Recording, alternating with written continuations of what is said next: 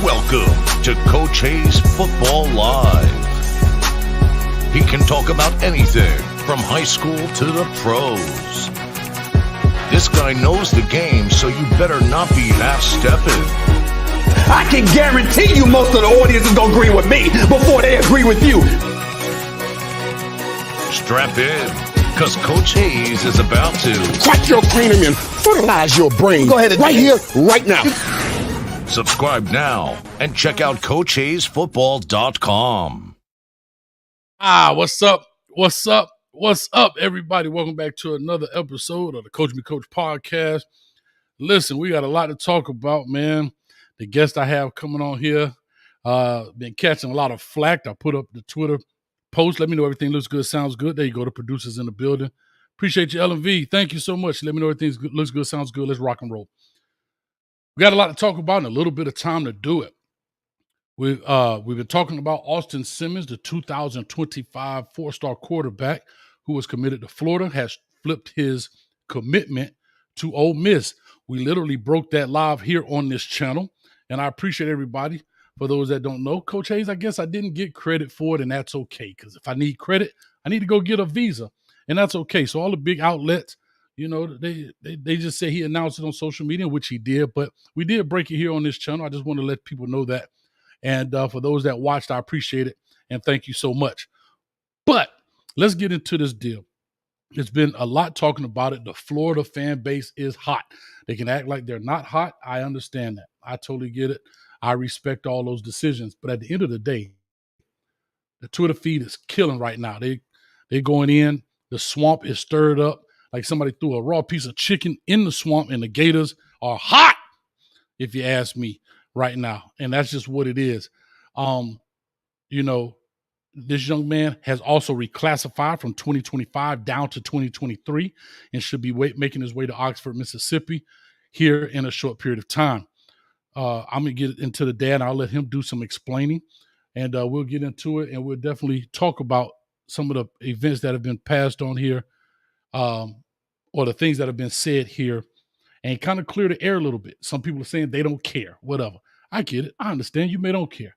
But at the end of the day, he wanted to come on and he wanted to talk about it. So without further ado, I'd like to bring on my guest here, Coach Dave Simmons in the building. Coach, how you doing? Doing good, man. How you doing? I'm doing good, man. So really quickly, let people know, you know, first of all, I do want to say thank you to you and the family and to Austin for letting me do that interview with him and kind of clarify the reclassification piece of it, where he then broke the news about flipping his commitment to Ole Miss. So I just want to get that out of the way and say thank you here publicly for letting me do that, man. So thank you so much for that, man. I appreciate it. No problem. Yeah, man. So with all that being said, ever since that commitment flip and everything else, there's been a lot going on. There's been a lot in the news, on the blog spheres.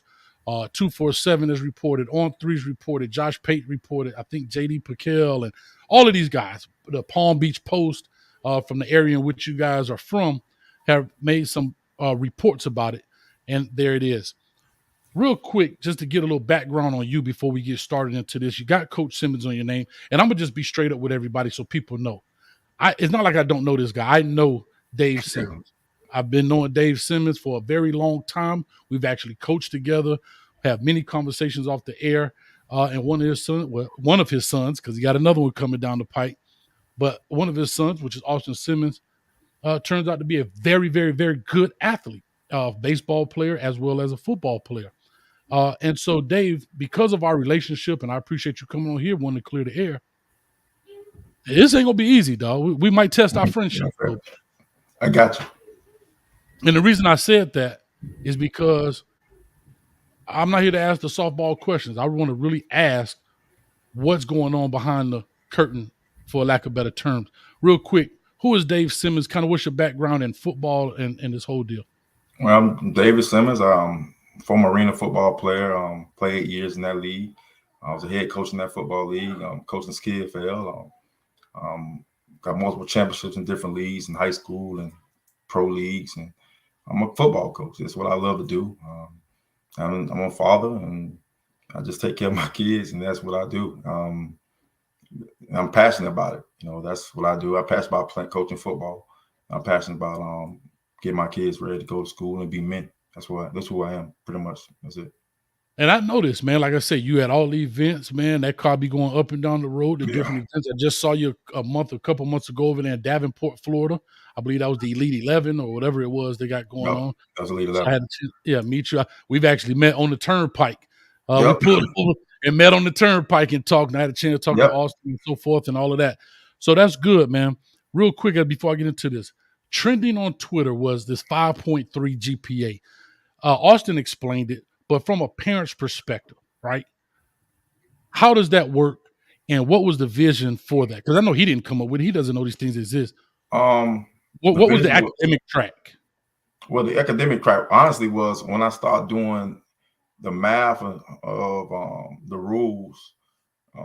He's a baseball player first. I think people keep forgetting that. I think this baseball piece is a lot more involved in this Florida situation than people want to believe. He's a baseball player first. He's supposed to be a kid that could be drafted highly in the MLB draft. So at the time, all the baseball guys that trained and stuff was earlier. And he always played with older kids. So it was easier to put him in more of a block schedule, college type atmosphere when it comes to academics. What happened was that he actually did it, and I had to pay for tutors, and we did stuff, of course, and all. Our parenting situation is very good with him too, because my mom retired, his other grandma retired. My mom's a PhD education. His mom is director of colleges at a college. I coached in college football, so it was big on education. So we made sure he did it. And what happened was he was doing it accelerated. And once I realized that he can do it, we just kept doing it. And he was younger. I mean, it's easier for a father to tell a 12-year-old to do something than a 16-year-old, especially for the first time. And it kind of like it was a snowball effect. It was more of a situation where, hey, okay, you got an A. You like this? Okay, let's go get you a tutor. Okay, you know what? When other people was going to Disney World, hey, you out there doing your homework. Spending, instead of buying you a brand new iPhone, I bought you a tutor. He was taking SAT prep in 7th grade.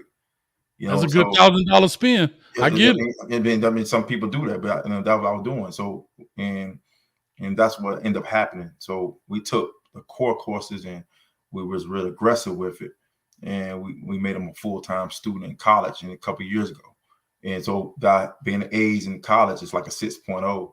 And that's how the weighted GPA came in to 5 point something. If you go right by the old scales, like I think it's a 3.89 or something. You had like 2 B's ever or something like that ever. But the rest was like all A's at the college. So the college grades turned into a 6.0. Or honors courses turned into 5s and stuff like that. That's how that. Right. And so real quick, I'm going to educate some people because some people don't realize this. I work in the school system. I actually worked for college and career in the school system. And people don't know, how do you get a 5 point this, that, and that? I was watching those comments. And what happens is, just real quick education to people out there so they know. The 4 point scale is just what it is, A, B, all on regular classes. As you take AP classes or honors classes, right, that moves the scale up to 5.0. When you start taking AP as advanced placement and dual enrollment courses, it takes it to a 6.0 scale. And that's what people have to understand. It ain't like back in our day, dog, we were taking night school. You know what I'm saying? Like, it's different. Here's another thing a lot of people, I want to just quickly educate people on. The reason so many students are leaving high school early is because they're getting credits earlier. What does that mean? When we were in school, Dave, we had 6 periods, right? 7, actually. Right. Yeah. So now what happened? So what it is was you had to have 24 credits, okay, to graduate, right? So now 6 times 4 is a 24. Right. Now it's 7 classes. Some people did block scheduling was 8 classes, and now 7 times 4 is 28. Right. Now that you can take summer classes and virtual courses, you can accelerate this process extremely fast. Here's a quick breakdown. First of all, your son started in middle school taking high school courses. That's how a lot of kids get out early, right? Some of them take, Algebra 1 in 8th grade. But let's just say, for example, 9th grade, you take English 1. Right. The summer, you take English 2. Right. Well, in your sophomore year, you're already on the junior class of English 3. And then in the summer after your sophomore year, you take English 4.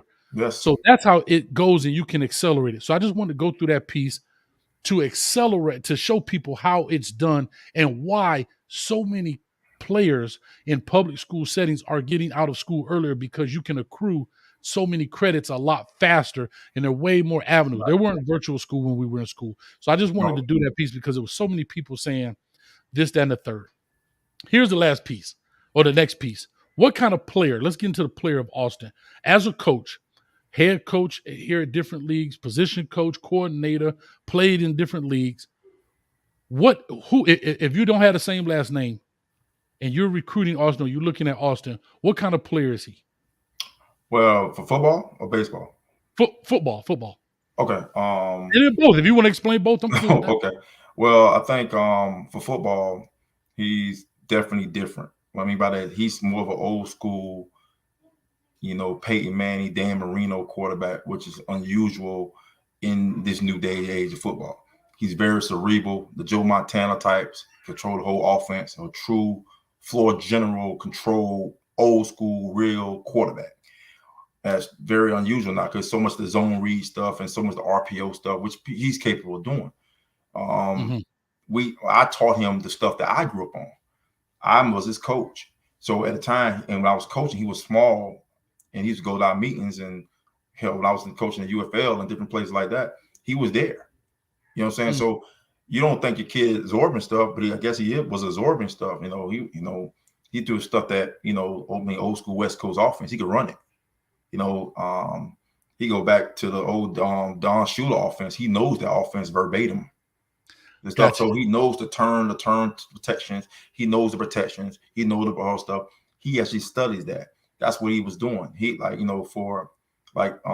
So he's incredibly cerebral.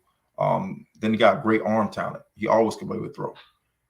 We wanted to play baseball. I didn't want to play football. I get out in the open. He asked me to play football. I was on the base. I never wanted to play football. Not because he was left-handed. If he was right-handed, it might be a little different. I knew he was left-handed, he was playing baseball, and I saw the future of him being a Major League Baseball player.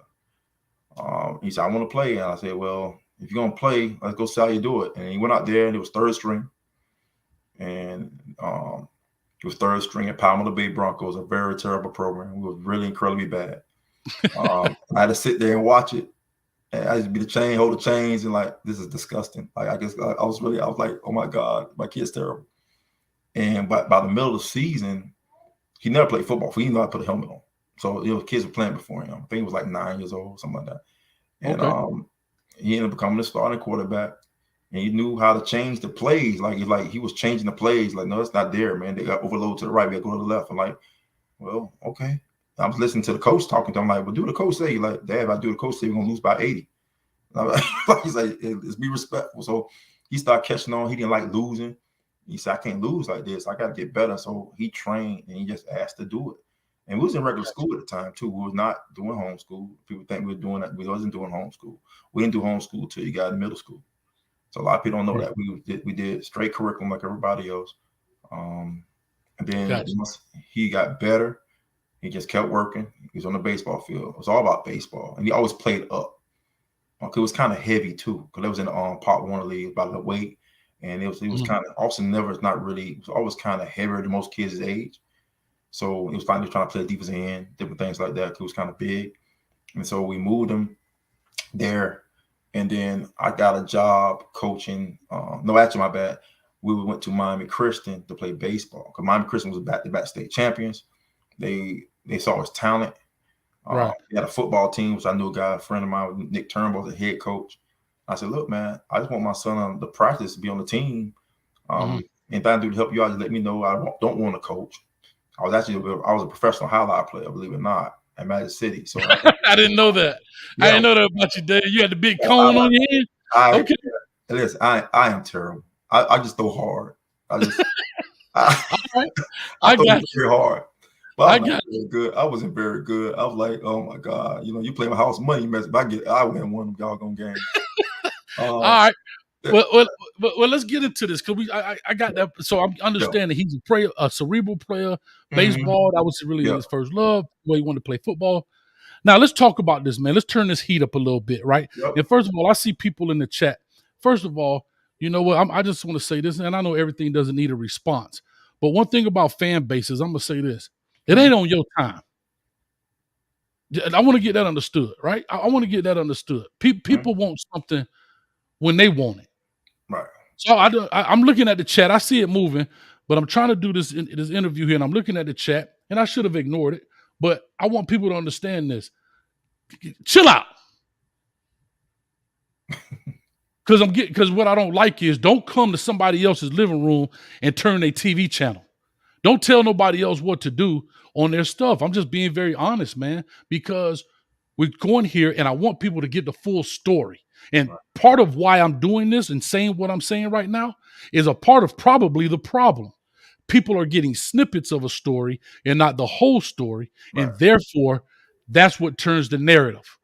So if you get a chance to hear the entire story, then you get a better understanding of what's going on. So for people talking about, I just want to hear this, I just want to hear that, well, go back and watch the rewatch and skim through it.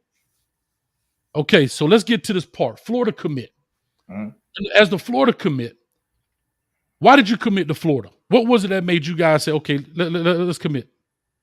Well, the first thing, let's get on front. I'm giving all the credit to Larry Williams. Larry Williams. I know Larry well, yes. Larry Williams called me, he was calling me. I think Larry called me, I think about the end of the season, about, just visiting Florida. I said, listen, I got baseball, stuff and that. I never really do trips. I never do camps. I said, well, coach, they got the huddle, they go look at the film, right? They like the film and let the stadium pass. And then we like, this is what you want me to do. He said, look, you just want to see. I said, okay. And so I eventually, Larry got me to come up. I drove up there. And I like Coach Napier. I don't lie to you. I like Coach Napier. I like the whole coaching staff at Florida. I like the vibe of Florida. A lot of people don't know I grew up as a Florida fan. I'm from Jacksonville originally. So you're a Jacksonville guy. You generally love Florida. Right. I was trying to play for Coach Spurrier coming up. They was on probation. So I ended up going somewhere else. But I like Florida. Okay? Right. We enjoyed Florida.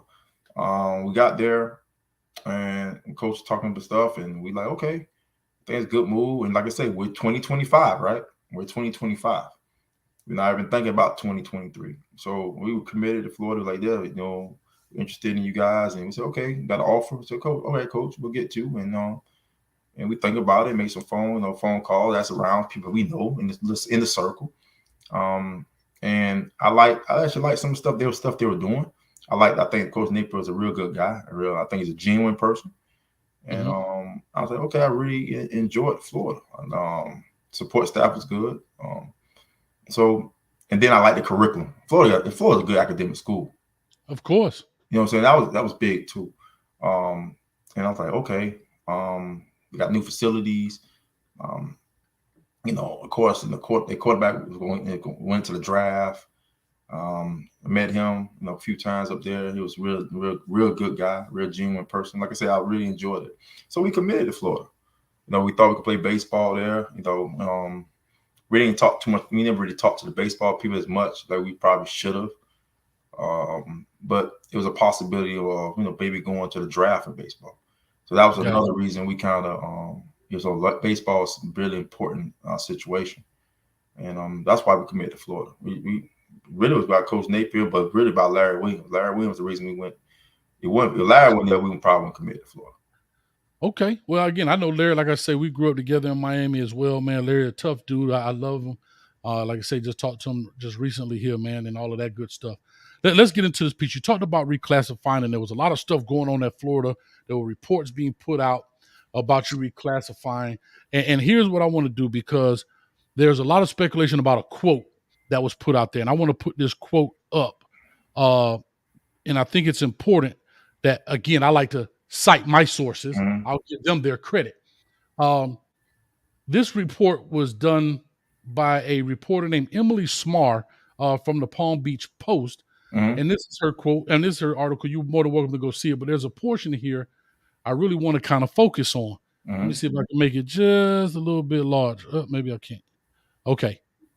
So here, very important. The very first paragraph says, after hours of National Recruiting Service on-3 reported that 17-year-old class of 25 recruit had officially reclassified to the class of 2023 and enrolled at Florida. Simmons' family stated that the claims were not accurate. What happened right there in that part of this? And first and foremost, when that stuff came out, we even have a grant of aid at Florida, so we couldn't be enrolled without a scholarship, and so we have a scholarship at Florida. It was a process. They knew we sent transcripts to Florida, like every kid got to do. We sent transcript to Ole Miss. I don't send transcript probably 3 or 4 different schools. To be honest with you, they asked me to send them to them. So we sent the transcripts. The process, like I said, it was a last minute situation, and we had intention to probably enroll in Florida. We didn't enroll in Florida yet, so I don't know where that came out because I never talked to anyone about it at all. Right, and so again, they have that in quotes, right, as if this is something you said. Well, that part is not in quotes. That's what On3 had reported. Yeah, so you're saying that's not, and again, we all know that's not true because he wasn't enrolled. Not accurate. Yeah, it wasn't accurate. He was not enrolled. I said that's just not accurate, and I hung up. Right, so it's not exactly because he wasn't enrolled at Florida. Right. Now there was speculation about his reclassification, right? Mm-hmm. Of course, people know he had a very good GPA, and it's a possibility, right? Okay, next part of this. Meanwhile, the Simmons family was in touch with attorneys playing the waiting game to evaluate the best option for highly touted quarterback. Were there any deals about attorneys? No. And again, that's in quotation marks. In touch with attorneys. No, I'm not an attorney. I got attorneys, but no, it's not the attorney about what? I had nothing to have attorney about. I got attorneys like everybody else got an attorney, but I had no reason to have an attorney because I had nothing in writing to give an attorney. You know what I'm saying? So if I had something to write to give an attorney, I would give it to him. You know what I'm saying? So no, I didn't touch with it. No, that had nothing to do with anything. No. Okay, and here's the big part. Here's where everybody's kind of busting you up a little bit. Yeah, I just saw that the other day you told me. I was like, ooh, I didn't even know that even happened. In quotations, in quotations, it says, Florida was nice. Don't get it twisted, Dave Simmons said on Friday. Mm-hmm. But the schedule is too tough, and they want DJ Lagway. Okay. Is that statement accurate? Because that's in quotations. No, definitely out of context. First and foremost, it's the SEC. Everybody got a tough schedule. If I recall, if I'm looking right, Ole Miss got a tougher schedule than Florida. All right. Ole Miss got a deeper quarterback room than Florida. I said, look, man, first, my kid was coming in 2023. We met DJ Lagway. We know DJ Lagway. I had a great family. Okay. Austin, DJ Lagway, his mom and dad sat together during the spring game. Okay. We knew about each other. We knew it possibly. We were talking about baseball. He played baseball too. I have no problem with DJ. I think DJ Lagway was a great football player, great talented kid. But I got you. DJ Lagway, my son's a 2023 kid. I mean, why would I worry about DJ Lagway? He probably coming a whole year later. Like, it makes no sense. He's not even, I read somebody say Mertz, not DJ Lagway. He's not been there. We both wasn't there. Because I'm going to be honest. I have to be honest. Let me pull this up. I just pulled this up while you were doing it. Hopefully. Let me see here. Because of so far as the 2023 schedule, maybe I'm wrong. Or maybe I'm wrong. But I believe the 2023 schedule, according to 247, is harder. They're ranked number 4 with the hardest schedule, and Florida is tied with number 6. We're against Houston. Yeah. I mean, so in the 2023 year, yes. In the SEC. So you're typically playing the same schools, right? It's like as I look at the schedule, So let's look at this. Ole Miss is playing Mercer, Tulane, Georgia Tech, Alabama, LSU, Arkansas, Auburn, Vanderbilt, Texas A&M, Georgia, Louisiana Monroe, and Mississippi State. And then Florida is playing. Here we go. Florida's playing Utah, McNeese State, Tennessee, Charlotte, Kentucky, Vanderbilt, South Carolina, Georgia, Arkansas, LSU, Missouri, and Florida State. So it's typically, they're similar. Plus or minus 1 game or 2 games, it's about to be the same exact schedule. Yeah. So I don't know if I get that. I mean, at Pahokee, we had a tougher schedule in our county. We're the smallest school in the county. So we weren't supposed to play the teams we played. And we're the smallest school. So let's bring this up because, again, fans are going to be fans, and I get it. I love my Miami fan base. Everybody know I'm a Cane fan. I got my little Cane corn over here. Right. And sometimes, as soon as a kid is coming, we love him. We love him. He decided to go somewhere else. I remember when Shamar Stewart, the big time D lineman from Pace, and you know him well, and he switched and went to Texas A&M. He sucked. He this, he that. To me, I get it. That's what fans are supposed to do. People gonna hide behind the Twitter fingers. But at the end of the day, it is what it is. But you're getting a lot of the blame. Let's get into this, because I want to talk about this. So basically, that article was taken out of context or misquoted or what? A little bit of both. I think first thing I said, Florida will be fine. They got DJ Larry coming in. They got 24. But remember, I want to make that clear. You said that, or you're saying this now? No, I said that. They're gonna be fine. They're gonna have DJ Larry in 24. They won't miss Austin Simmons. They'll be fine. I said they're gonna be fine. They got no. If you hear me out, everybody, if you look at the fan base, people think Austin's gonna red shirt anyway. No one expected him to be, quote unquote, be playing his freshman year, right? So it's really about development, and that's what it's supposed to be, quote unquote, they're supposed to be doing. So if we had competition, it would have been with Mertz and two other guys that's already in, Max Brown, and I forgot the other guy name, which we all met, and we seen the meetings and stuff. They're very, like I say, very formidable quarterbacks. And I think my son will fit in just fine there and competed just fine with them. DJ Ladd not even thought about my mind when it comes to competition, because first, he's not even there. And secondly, I know my kid's skill set. I'm not concerned. I won't be concerned about DJ Ladd like that. But that's all. I mean, like I say, I said they were good. We have DJ Ladd. We got a good class coming in. I think after Austin did, I think they got right now the number 2 2024 class. Yeah, I think that same day they dropped four big commits. Yeah, like I say, they already know they're in the process doing. Remember, my kids are 23. We talking about 23 right now, right? So they're talking about a 24. So why would I worry about a kid coming a whole year later? That's not even logical. If he was on campus, you could say something like that, but not a year later. Like that kid might flip. You never know. And let's speak about competition, because now let's go to Ole Miss.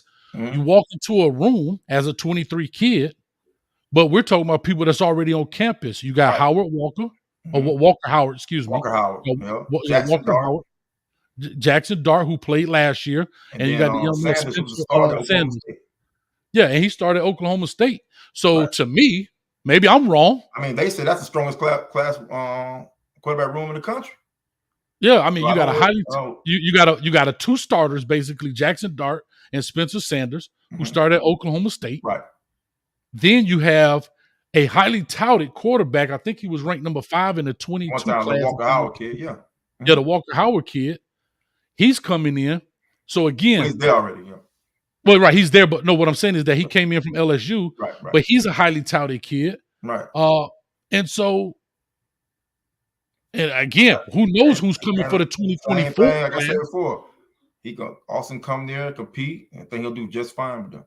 I think he's gonna change a lot of eyes, open a lot of eyes when we get there, to be honest with you. Okay. So let's get into the flip part of this, right? Okay. Because when you called me about I called you really about the thing, and we kind of talked, and he said, "Hey man, let's do a show about clarifying the reclassification." Right? The night before. I said, "Hey man, no problem, dog. You my man. Let's get on there and talk about it." Okay. So in the time, I'm thinking, all right, we're talking about clearing up, because all the speculation was going out. And I saw the things where they said the dad said that's not accurate, blah, blah, blah. And I remember talking to you about it. And I said, listen, bro, like, what's going on? He said, man, listen, no, that stuff not accurate, this, that, and the other. But the people are saying he's doing this, yada, yada, yada. So the whole thing was, hey, let me just get it from the horse's mouth. Let me talk to Austin about this, right? Kind of learn who the kid is and so forth and so on. And he drops the bomb, right? Drops the bomb. And when he drops the bomb, you see my face like, huh? Right. What? And so it was an 11th hour deal. Talk to us about what went into this flip. Because we talked, and you my dog, you would have said, hey, coach, we're finna do X, Y, and Z. Talk to me. Well, the part of it had to do with Austin, believe it or not, it had a lot to do with it. In baseball as well. But when we get down to it, Lane Kiffin is revealed as one of the best quarterback coaches in the country. And a lot of people don't even realize that head coach of Florida was a wide receiver coach under Lane Kiffin. See, a lot of people don't know that. I didn't know that. Where? Alabama. Oh, sure was. Okay. Yeah. See, a lot of people don't know that. So when people don't know that, I do my research. Remember, I'm in the coaching. And so, and Lane, believe it or not, they never talk bad about Coach. I mean, and trust me, I hear rumors about Lane say one thing word bad about Coach at all. AKA Tom Petty. He won't back down. So. But what happened was, too, when he got in the meetings and talk about scheme and what they do with the quarterback and the stuff they talk about, they were doing at Ole Miss, and Coach White's offensive coordinator. And then they start talking about body types and stuff like that, the type of stuff we have a conversation about as a coach, not a parent, and talking about what they did with Carson Palmer with their USC, what they did with Sanchez and different guys like that. I thought that fits more what my kid do than the more, quarterback run stuff and all that stuff like that. They would probably do a little more, with Anthony Richardson. My son's not Anthony Richardson. And too many people Anthony Richardson. Yeah, but I'm just saying, my kid trying to sit back and dot the eye. He's trying to dot the eye with football. We're not. Gotcha. He can run. He's a baseball player. He's a center fielder in USA baseball. He could play. He can run. We just never ran them.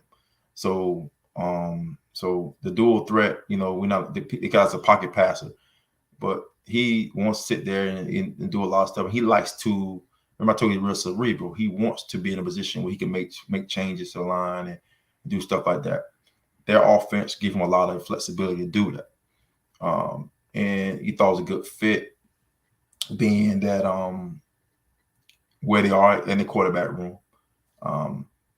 They're pretty much expecting two guys to be leaving anyway, less than 6 months anyway. And a little more than 6 months. By January, they think most guys will be gone. And then he go in and compete with those guys immediately. And see where he's located and where he's at, and then the baseball side of Ole Miss was they had some pitching needs, and he's a pitcher. He fits in the rotation right away. Florida rotation and pitching, he might not fit in right away. Okay. My son's a mid-90, 96 mile per hour fastball pitcher, lefty pitcher. Lefty. Left-handed, person, I think, it was up to me as a parent. I told you I rather play baseball. He loved football. So I did as a parent, give him both what he wanted. And also the situation by his grades. My son had an AA degree. He will be 19 years old with a bachelor's degree. Then being a baseball player, he could also possibly re-enter the MLB draft as well. So that's how we looked at it. This was more of a combination of both sports, and who he'll be with and stuff like that. So that's really what it came down to. Lane Kiffin was a lot to do with it.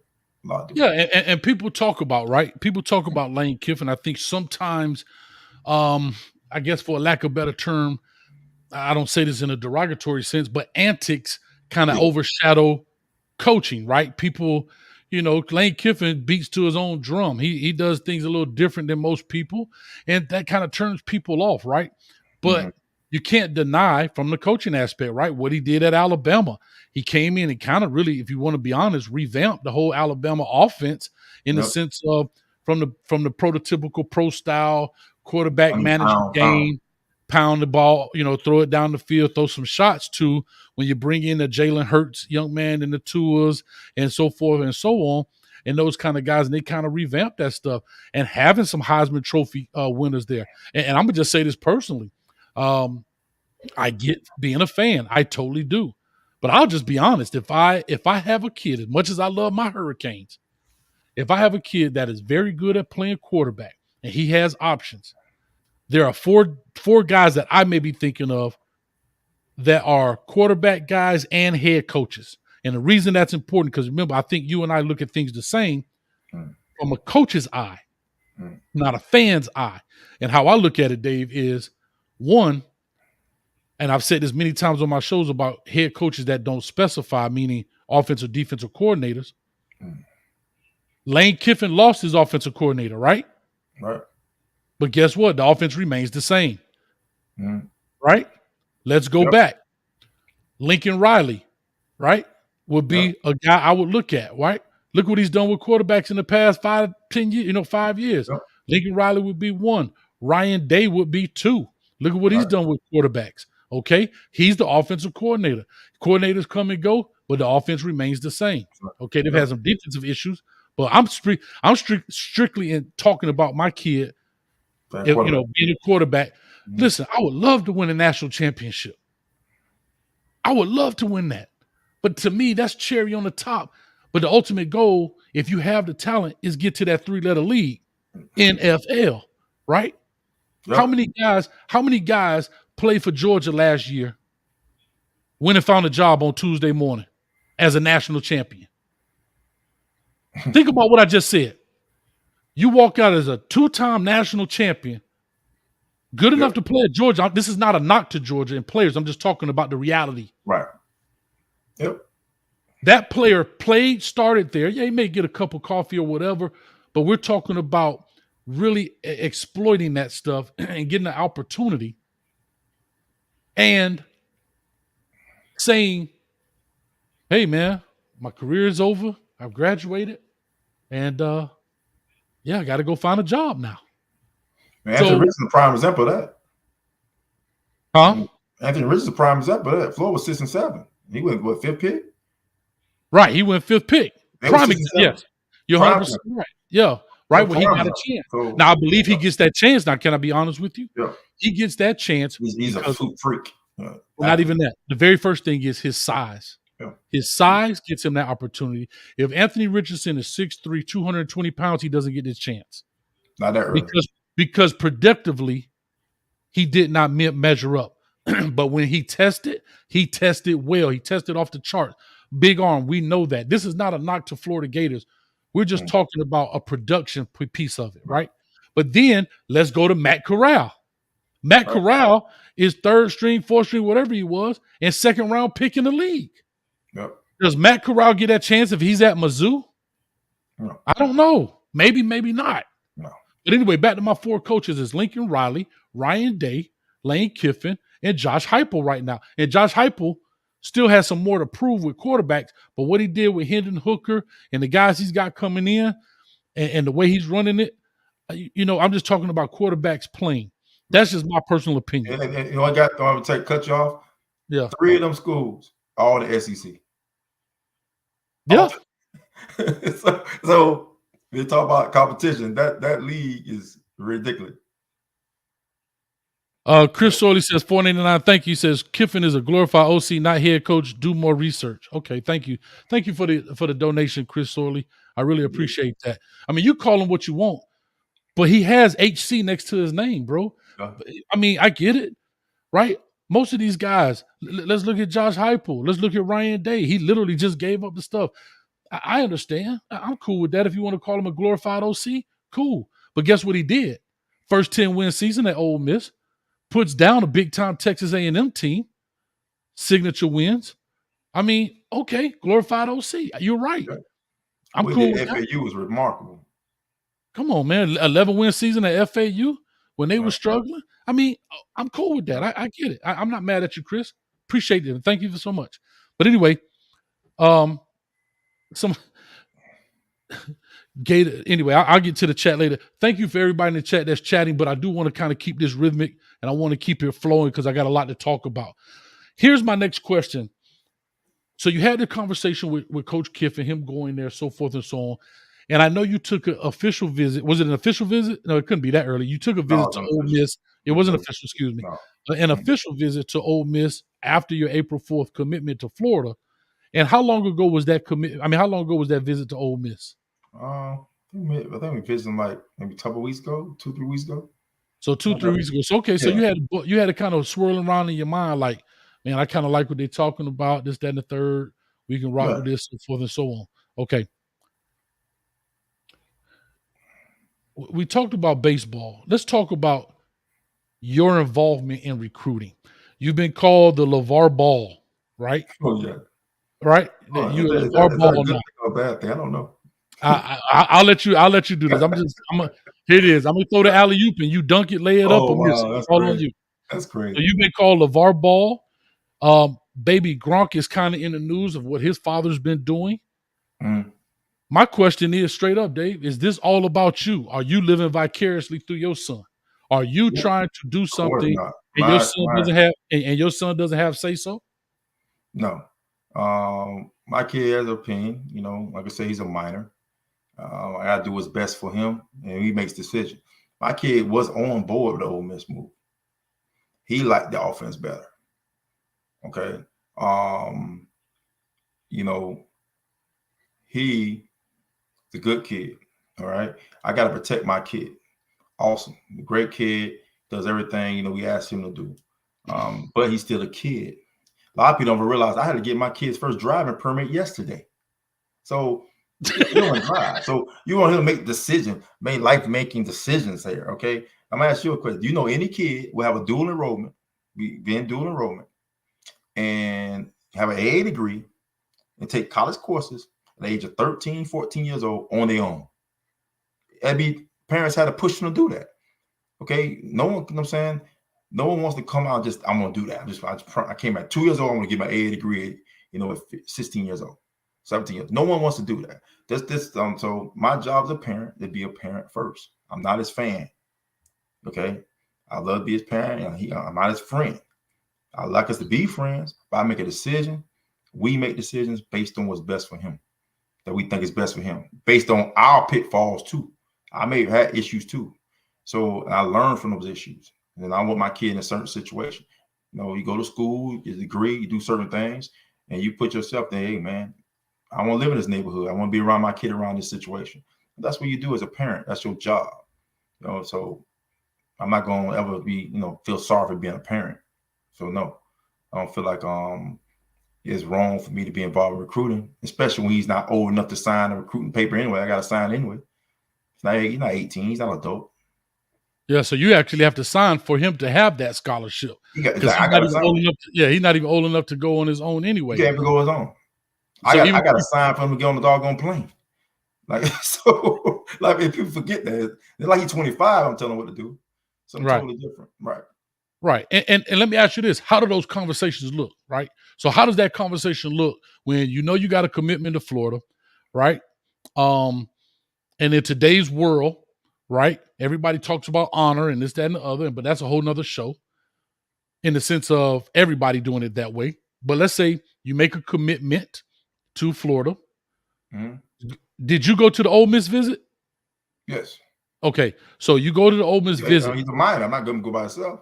Okay. Well, there you go. Thanks, Dad. Thanks, Dad. All right. Exactly. So Dad goes on the trip with him. Cool. All right. What is the conversation like now within this, I'm gonna just say 2-week period from the visit to the other day? Austin? Yeah, with Austin. Like what does that sound like? I mean, what does it look like? Like, no, I asked him. I asked him just like he said. Remember, he asked me to play football. I didn't want him to. Remember? Mm-hmm. Yeah, I listened to him. He liked the offense of Ole Miss. He thought it more fits him. That's what he told me. He likes the instant. He liked the speed of it, and stuff like that. I asked him about school. Be honest with you, I like, look, can you go? We be okay going to school? It's not Florida. It's Mississippi, son. Okay. Yeah, I told him it's Mississippi, son. That's fair. It's not Miami, Florida. I think he liked the fact we could fly into Memphis to get there. It's not just like 45 minutes from Memphis. He told me like that. And he liked he looked at the curriculum, and we looked at some academics, and he saw they had the program he wanted to do too, and he thought that if he fit well there, and so my friend, Devin Bush used to work there. We got some guys that we coached that actually play at Ole Miss team that he know. Yeah. So it was a fit. Hell, our defensive player of the year, Pahokee, goes to Ole Miss. DJ Holmes. He enrolled at Ole Miss like 2 weeks or a week before Austin got there on a visit. So a lot of people don't know. So as a kid, we coached at Pahokee. He's at Ole Miss. So And it's I have to say this: Ole Miss has some ties in Florida. You, of a course, lot Lane of ties Kiffin in being in Florida. Florida. There are a lot of players from So Florida knows going to Ole Miss. Yes. So that think about it.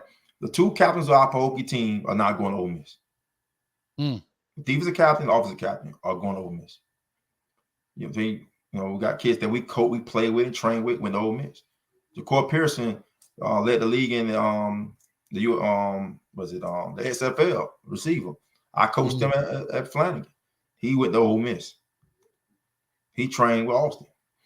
Gotcha. We talked about Lane Kiffin with him at Ole Miss. So he has some familiarity with Ole Miss. So it's not like it's like nothing he didn't deal with. We've been knowing about Ole Miss for a while. Gotcha. All right, let's turn up this heat a little bit as we kind of wind down on this hour deal. Everybody says, Dad wants cash. Dad wants the cash. We know NIL is huge right now in college football. Okay, it is what it is. We've seen reports. I don't know anything concrete because I haven't seen the stuff, but we hear about the quarterback at Tennessee. I forget his name is Amaleva. If I'm saying Nico, it's like Nico Amaleva. I apologize, Nico. If you watch this, it's long. Yeah. I don't want to. I don't want to be disrespectful because I was like, Nico Amaleva, something like that. Yeah. I would love to. Right. Yeah, I want to give respect to him. But there were big talks about him having a big deal. There were big talks about the young man from California that was at Florida, and there was big talks about NIL deals at Florida. He ends up going to Arizona State. He was a Miami commit as well. What's his name? Come on, man. Rashada. Yes. Yeah, Jaden Rashada. Excuse me. I know that last name. so Jaden Rashada, big deals in NIL. Your son is a quarterback, the face of programs across the country. Mm-hmm. They are the big paid guys. NFL, the highest paid contracts. Guess what? In college, they're the face of the programs. In high school, they're the face of the school in the community. So here, the NIL. What does NIL play in this situation for you? Right? I mean, it's NIL has something to do with some of it, but like it's part of the process now. It's not 2020. Back in 2020 or 2019 is a whole different situation. Like I said, the main thing was about Lane Kiffin. That's not about NIL. And Florida was fine on that. I thought we had a decent situation. It was a little bit about Lane Kiffin. I think, like I said, Coach Nipper is a great coach. And then also, Lane Kiffin just really did a new contract in Ole Miss as well.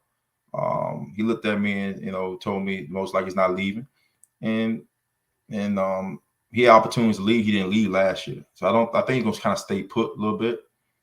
And that's another thing too. When we talk about this, I know I'm gonna go off subject a little bit, but no one's saying anything when these coaches get new jobs and leave. They recruit all these kids. They tell you, they tell you that whole spiel. I'm gonna treat your son like he's my son. No, you're not. You can't. He's not your kid. Okay. First and foremost, you just can't do it. Everybody know if they watch this show and they watch this channel, the first thing Coach Hayes gonna tell you, if you bring up the word family, I'm out because it's about your family and not my family. Yeah. I tell people that all the time. So and like I said, we talk a lot. But I'm looking at the coach point of view. You don't have to give me all that spiel. I'm thinking about football and how fast can my kid get his degree? Because we might not make it. NFL me not for long anyway. So you might not make it. Guess what, son? I'll put you in a position to make, be okay. And you'll be fine. God bless you. You're going by your business with your life. But, NIL didn't really have much to do with this. Like that, no. Yeah, because again, everybody talking about this person got paid, that person got paid. And I've always said this to fan bases, including my very own. Nobody brings up, we pay more NIL when it's in our favor. When it doesn't fit your narrative, he got paid more. Well, if you truly felt that way, then hold your school responsible for not paying more. Then pay some more, right? If you really feel that strong, then up the ante, right? They do it for the coaches. They do it for the coaches, right? Right. If we're talking about the coach get fired, these coaches getting $30-40 million payout to get out the contract. $40 million. Hey, you heard Ed Ogeron got $17 million, and he asked the man, "What time you want me to leave, and which door you want me to go out of?" He got $17 million to leave. Are you feeling sorry? Are you really feeling sorry for a person who got $40 million to get fired? Do you worry about what the kid doing? Okay. That's fair. I want to bring up a point. You brought up Lane Kiffin saying that he doesn't think, you said clearly, he doesn't think that he'll be going anywhere. He changed his mind. He may change his mind, and that's very well also. But here's the deal. Let's talk about transfer portal. We saw Lincoln Riley do it with Caleb Williams, left Oklahoma. And if Austin is his star pupil at that point, let's just say Lane Kiffin in 2 years decide to say, hey, man, I got a better offer. There's been rumblings. I'm only just speculating here. The Alabama job comes open, right? And he says, Alabama is probably a better job than Ole Miss. I'm going to take that deal. Are you opposed to him saying, hey, Austin, you know, come with me, bro? No. No, not opposed to that. I mean, I kind of knew that already, but anyway, go ahead. I mean, but no, I mean, if he thinks, you know, I want Austin, especially when he graduates. Like I said, he's gonna graduate in 2 years. Actually, under 2 years, in a year and a half. So he got his degree. Why not? If that's you feel a good fit, you feel comfortable with the system, and it works for you. You know, why make? I know a lot of, you know, kids do all this moving, but if you're comfortable in the system, why change that system? It works for you. So you know, I'd be actually kind of frustrated he wanted to stay if it was not, unless but some other reason, you know, something like that. If he was asked to go in a situation like that, to be honest with you. Yeah. All right, here's another question. We talked about you a lot. I'm gonna ask you a quick question about Austin. These past couple of days, 17-year-old young man. How is he taking the whole social media blast? Oh, he's a scrub. Shout out to E. Brown. Or he's a this. He sucks. He's scared of competition. He not gonna be good. Why would you go to Ole Miss over Florida? You got to be out your mind. How is he taking that? Because we know these kids grew up on social media. Oh, no, man. That kid honestly laugh at it. He laugh, like, you know, I'm not going to say, you know, it was coaches that, you know, say stuff to that kid since he was little. He always been something wrong with him. You know, this whole process when he was in high school, no reclassifying and not reclassifying, or no playing up, don't play at the park at 6th grade, and you know you should be playing at such park, or you should transfer to this so-called big name high school in South Florida.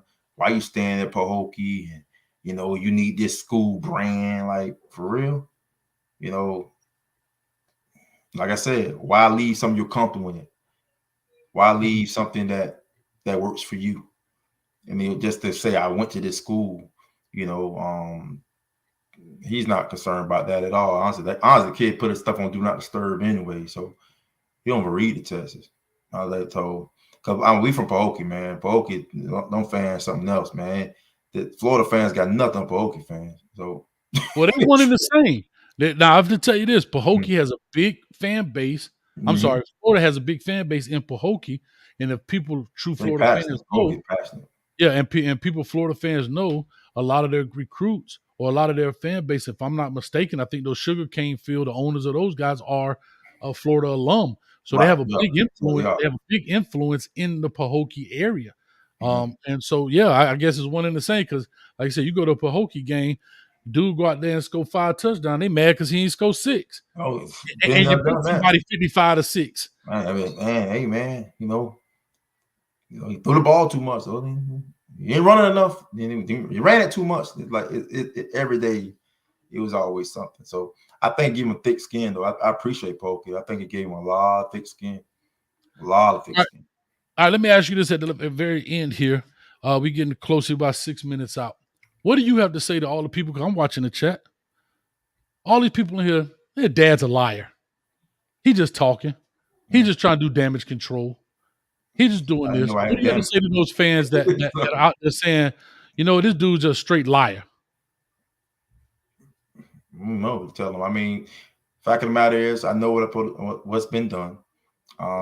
You guys got sources without talking to the source. I'm the source. I'm the parent. I'm the source. If the flag be on me, be on me. These reporters don't know me. They don't wake up next to me. They don't know where I stay. They don't come to my house. They assume. Everything was assumption. The fact of the matter is, we made the flip because we thought the situation at Ole Miss is better. It's not about nothing else. That's straight 100% what it is. And that's really all I can say about it. We did, we always done stuff our way. No one's ever done 2 reclassifications before. We done it. No one had a 5.3 GPA and be that good of a football player and a baseball player. We've done it.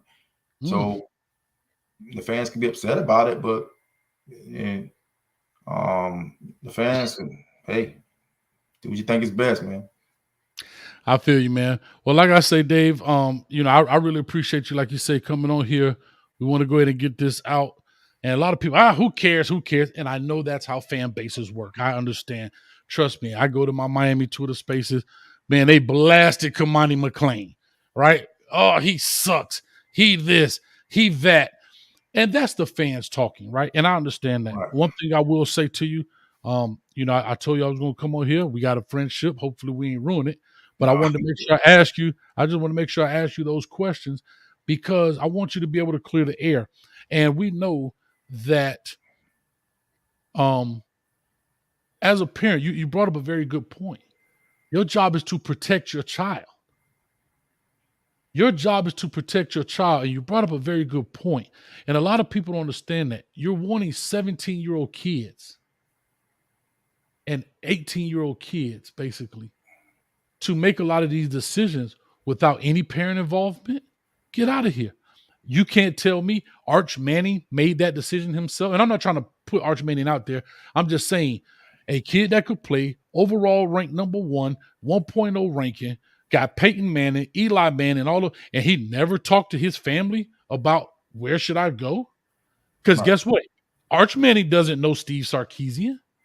Arch Manning doesn't know, you understand? So you have to have guidance. And I have to give you this too, Dave. Some people in this chat have been giving you praise for being a father, being in his life, and help guide him. Because think about this. Your son does have a 5.3 GPA. He is graduating early. Will walk out of college at 19 years old with a bachelor's degree. You really think about this. And this is my challenge to you, Dave. This is my challenge to you. You ready?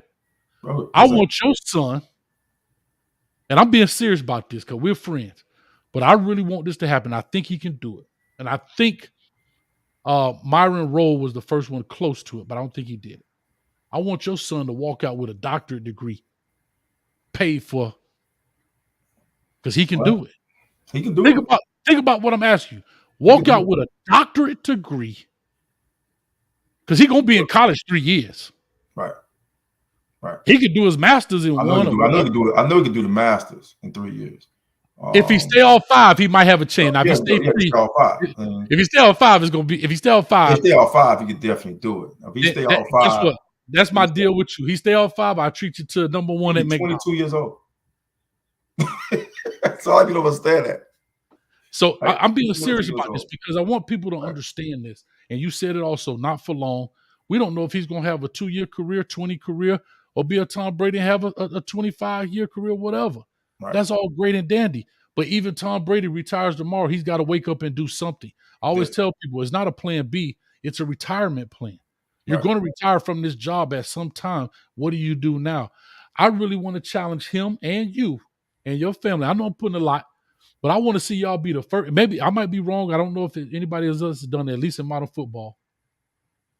But I'll just say the first to walk out of college with a doctorate degree if he stays all 5. Yeah. God almighty. Come on, man. He said he want to do it, so he want to go to sports medicine. So we want to study. I love it, man. Well, guess what? You guys know I got your back. You know what I mean? And I'm a person right? Good, bad, and ugly. When it's good, I'm gonna praise it. When it's bad, I'm gonna talk about it. You understand? Let you know. I appreciate it. When it's ugly, I'm finna get it in. And I just want to make sure we put that out there for the people to know. I enjoyed this conversation. I appreciate it. Unfortunately, we're in the world of social media where people can hide, in the words of Drake, behind their Twitter fingers. They got the avatars hidden and all that stuff, and that's great. That's cool. Yeah, that's cool. But it builds rhinoceros skin when it comes for these young men, so they can take this because At some point, he's gonna throw an interception somewhere, and the boo bird's gonna come out. How do you sit in front of 100,000 people and get your mind back right? Right. I know Pahokee a good team, but they ain't got 100,000 out there yelling. So it's a little different. There's a little different feel out there, man. Any last words you like to say before we get out? And no, I don't want to open the phone lines. If somebody asks me mind if I open the phone lines, I'm gonna be very honest. I don't want to open the phone lines simply because of foolishness. And if you don't mind, if you want to ask a question here in the chat, because somebody go on the phone line, say stupid stuff, and you can't control it because it is live, so I can't cut it out. But if you want to ask maybe a couple questions, I'll take one or two as you say your last comments. I'll feel free. I'm doing the comments. No, I'm just saying, yeah. Any last words you just like to say, and then we'll take a question or two. Oh man, yeah. Like I said, I appreciate you, man. Like I said, I'm a big fan. I watch your stuff, Coach Hayes, and all the different things that you do, man. And I sit there and watch on YouTube all the time. You got me into the social media stuff. You taught me how to put a camera on. I don't want to do that stuff. I'm kind of more of a hidden person. But like I said, man, I just wanted to. When you asked me about it, I just told me, hey, man, that's not how it went down. It's not like that. It's like I said, I respect Florida. I just thought that we just thought that Ole Miss was a better fit for us. That's really what it was about. And we're ready to go. All right, there it is. Listen, I am far from a Gator hater. I am a player fanatic. I don't care. Look at the pictures behind me. I got kids from everywhere. I don't care where them kids. Can I be honest with you? I don't care where these kids go to school. Long as they go where they feel best, go where it makes it happen, go where it feels good. You understand what I'm saying? And that's just what it is. Chris Sorley in here with a chat, $4.99, and he's been very critical, I guess, of this conversation, but that's cool. Coach Simmons, what comparisons were made academically between Ole Miss and UF? Oh, okay. Honestly, I have no problem telling you. I thought that UF had some better programs academically than Ole Miss. But like I told you, it's possible. Like I said, the combination of the program plus the baseball fit for him to pitch at Ole Miss immediately, and Lane Kiffin, it rocked it over. So it was just by academics. It was just Florida wouldn't have that nod. No, I had no problem saying that. Gotcha, man. And like I say, I mean, yeah, they tough to get into, man. Yeah, it was good. It was a great school, no doubt about it. Yeah, no doubt about that. Let me see here. Life of football. Did Mississippi State reputation come into play when making your decision? Mississippi State. The school or the state of Mississippi. State. You're talking about the state of Mississippi. Knowing the history. But I think honestly, a lot of people want to bring this up. I think Deion Sanders at Jackson State made people look at Mississippi a little different, at least from my point of view. And I knew a coach that coached at Jackson State, Ernest Wilson. So I was a coordinator at Jackson State. He was one of the mentors of mine. He was a head coach in Arena in Carolina. And so, yeah, I knew about the Mississippi situation. But I think Oxford is very close to Memphis. You're not in the middle of Memphis, Mississippi. Honestly, I'll be real with you. It's a 45-minute drive from the airport to Memphis. Okay. Yeah. So, we thought about it, but no, not to the point to, kind of just hinder me from doing it. Yeah, I see some people talking about the history of Mississippi, and I know one of our big-time members of the team here, Shad, he's from Mississippi. He says only people who have never lived in Mississippi make ignorant statements. Right. Of course, everything has this, and I want to be very clear. I'm going to be very clear about this, y'all.